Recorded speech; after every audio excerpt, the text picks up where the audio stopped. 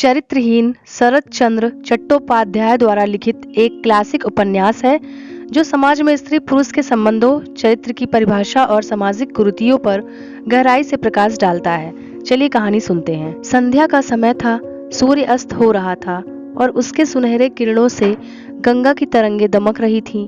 हवा में एक अजीब सी शांति थी जो मन को एक अज्ञात उदासी में डुबो रही थी।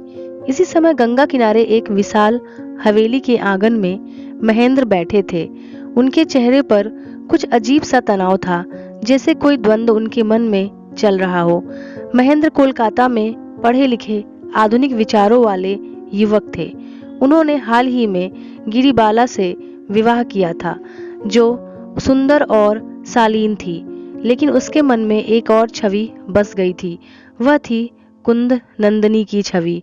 कुंद नंदिनी जो उनके मित्र सत्यशील के घर में रहती थी और जिसकी सरलता और करुणा ने महेंद्र को अनजाने में आकर्षित कर लिया था। महेंद्र के मन में द्वंद्व था। एक और उनकी पत्नी गिरिबाला थी, जिसने स्नेह और समर्पण के साथ उनके जीवन में प्रवेश किया था, और दूसरी ओर कुंद नंदिनी थी, जो उनकी भावनाओं का केंद्र बन चुकी थी। वह अपने मन को समझाने की कोशिश कर रहे थे कि यह सब सिर्फ भ्रम है, लेकिन भावनाओं पर किसी का वश नहीं चलता। इस बीच सतीश भी अपने ही संघर्ष से जूझ रहे थे। सतीश सत्यशील के छोटे भाई थे और कुंद नंदिनी को बचपन से जानते थे। वह उसे अपने दिल की गहराइयों से प्रेम करते थे, लेकिन जब उन्होंने देखा कि महेंद्र का झुकाव उसकी ओर है, तो उन्होंने अपने मन को शांत करने की चेष्टा की। लेकिन क्या प्रेम को भुलाया जा सकता है? नहीं। सतीश का हृदय कुंद नंदिनी के लिए तड़प रहा था, लेकिन वह अपनी भावनाओं को व्यक्त नहीं कर पा रहे थे। दूसरी ओर सावित्री और उपेंद्र के संबंधों में भी कड़वाहट बढ़ती जा रही थी।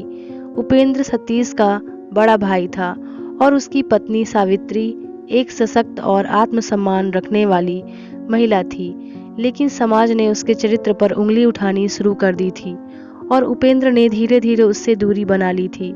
सावित्री का जीवन एक अंतहीन पीड़ा बन गया था। इस उपन्यास की इस जटिल कथा में किरणमयी भी एक महत्वपूर्ण पात्र थी। वह उपेंद्र की बहन थी और अपने खुले विचारों और निडर स्वभाव के कारण समाज के लिए एक चुनौती थी। वह नारी स्वतंत्रता की पक्षधर थी और समाज की रूढ़ियों को तोड़ने की कोशिश कर रही थी। एक दिन हवेली के आंगन में महेंद्र और कुंद नंदिनी की मुलाकात के दौरान गिरिबाला ने उन्हें देख लिया। उसके मन में संदेह ने जन्म ले लिया। रात्रि का समय था। हवेली के अंदर गिरिबाला अपने कमरे में अकेली बैठी थी। उसके मन में महेंद्र और कुंद नंदिनी को लेकर अनेक शंकाएं जन्म ले रही थीं। क्या सच में महेंद्र का झुकाव कुंद नंदिनी की ओर था? उसने इस बारे में सीधे महेंद्र से पूछने की हिम्मत नहीं जुटाई, लेकिन उसके हाव भाव से वह समझ रही थी कि कुछ तो ऐसा है जो छिपाया जा रहा है।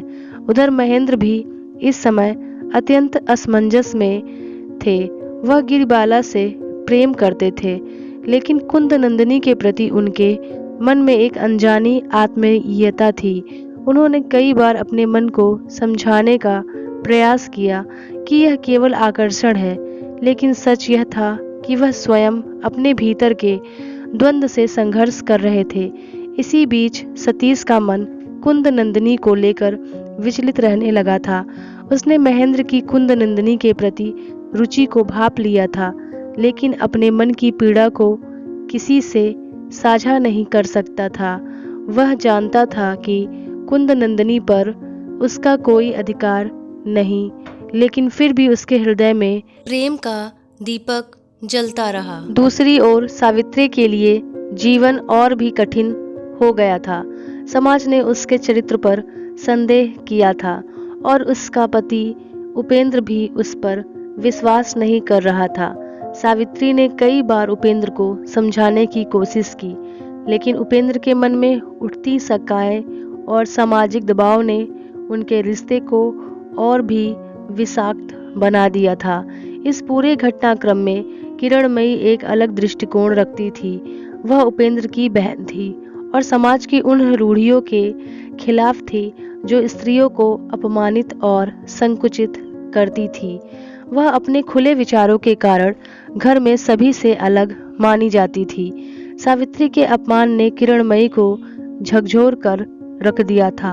उसने निश्चय किया कि वह इस अन्याय के खिलाफ आवाज उठाएगी। दोस्तों, अगर आप इस कहानी का अगला सीरीज सुनना चाहते हैं तो कमेंट में पार्ट 2 जरूर लिखें और चैनल को सब्सक्राइब करना ना भूलें। धन्यवाद।